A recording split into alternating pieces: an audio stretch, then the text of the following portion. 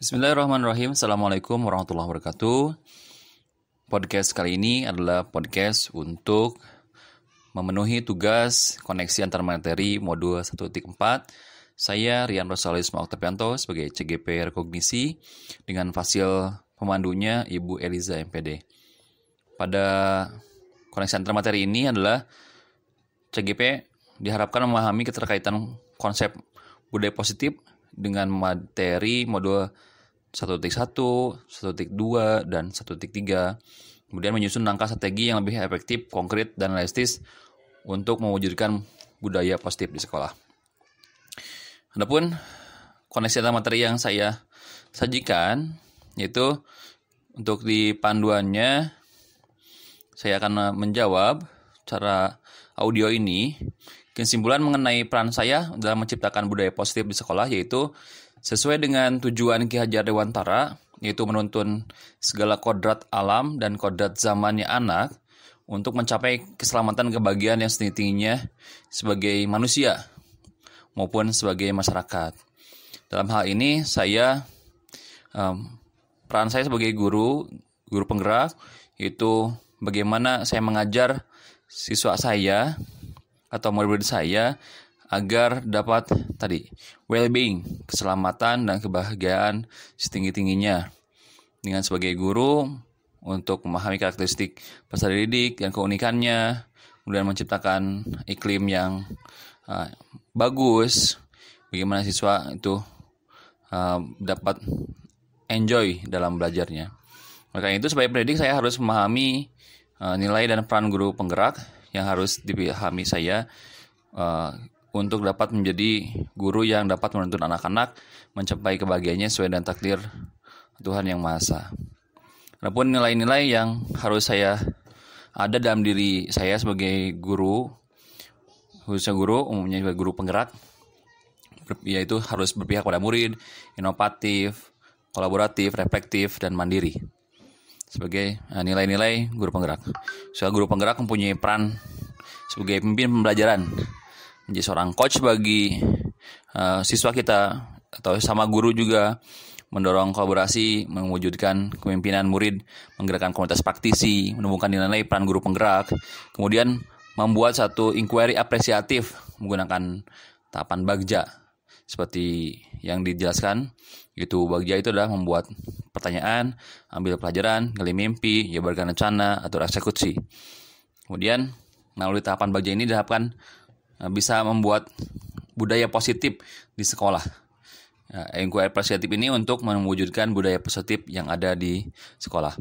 Kemudian perubahan apa yang terjadi pada pola pikir saya dalam menciptakan budaya positif di kelas maupun di sekolah setelah mempelajari modul ini.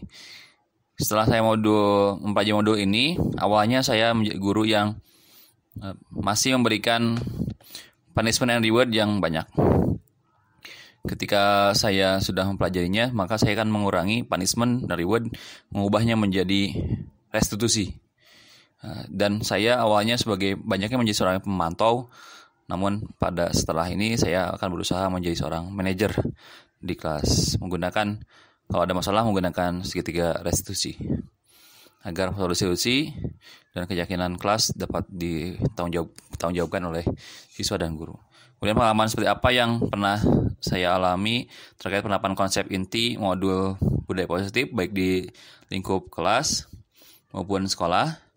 Ketika saya bertemu dengan anak yang melakukan pelanggaran kesepakatan kelas, maka saya melakukan bimbingan baik secara klasikal maupun secara individual.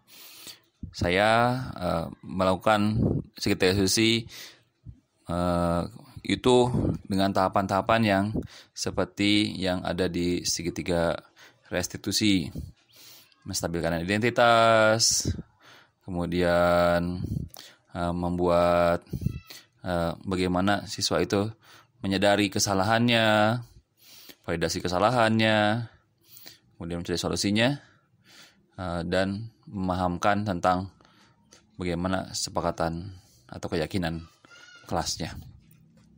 Pengalaman seperti apakah yang pernah saya alami terkait penerapan konsep inti dan dalam modul budaya positif di lingkungan kelas maupun sekolah.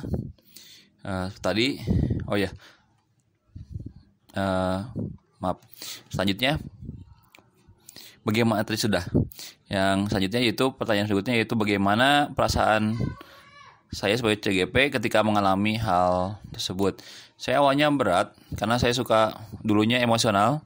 Tapi ketika saya memerlukan satu kontrol diri sebagai guru penggerak, maka setiap masalah saya harus memecahkannya tidak dengan emosional, tidak menjadi seorang yang pembuat bersalah kepada siswa, tapi saya posisinya menjadi seorang manajer. Pada saat itu saya mengontrol diri sehingga saya bisa mencari solusinya, tidak membuat anak merasa bersalah, tapi membuat satu resolusi. Menurut Anda terkait pengalaman dan penerapan konsep tersebut, sejauh sudah baik, apakah perlu diperbaiki? Secara jujur saya belum 100% baik untuk penerapannya, tapi saya sudah mulai meningkat dari yang dulunya tidak memakai resolusi menjadi memakai resolusi dan perlu jam terbang untuk bisa menangani permasalahan yang di kelas. Karena memang ketika anak-anak itu luar biasa, anak-anak kelas 4 itu saya mengajar di kelas 4 banyak sekali tantangannya karena peralihan dari anak-anak yang masih kecil sekali menjadi menjelang remaja. Selain itu juga sekarang masa pandemi menuju endemi itu nih banyak sekali kekurangan dan ada permasalahan yang banyak sekali yang harus saya tangani di anak-anak. Pertanyaan berikutnya, sebelum mempelajari modul ini, ketika berinteraksi dengan murid, berdasarkan 5 posisi kontrol, posisi manakah yang paling sering Anda pakai dan bagaimana perasaan saat itu? Setelah mempelajari modul ini, posisi apa yang Anda pakai dan bagaimana perasaan Anda sekarang? Bedanya. Dulu sebelum mempelajari modul, saya sebagai penghakim juga, artinya membuat bersalah. Saya suka memojokkan juga. Saya kadang-kadang menjadi pemantau juga karena memberikan punishment reward gitu. Tapi sekarang saya berusaha untuk menjadi seorang manajer. Sangat mengurangi punishment, dan kemarin masih ada memberikan reward ketika anak mulai mempunyai nilai yang bagus.